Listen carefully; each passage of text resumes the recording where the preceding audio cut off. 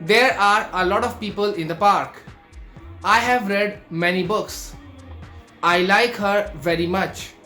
In this video, you will learn how to say a lot of, many, much in Spanish. For all these words, we have the word mucho in Spanish. Mucho is an adjective if used before a noun.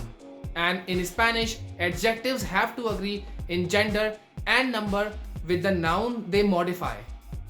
So the structure will be mucho or mucha or muchos, muchas, and then noun. So if the noun is dinero, we will say mucho dinero. And if the noun is libros, we will say muchos libros, and so on. So mucho can be changed to mucho, mucha, muchos, muchas. So let's see some examples. There were a lot of people in the beach. Había mucha gente en la playa. He has a lot of friends in the university. Él tiene muchos amigos en la universidad. I don't have much time. No tengo mucho tiempo. Now one sentence for you guys.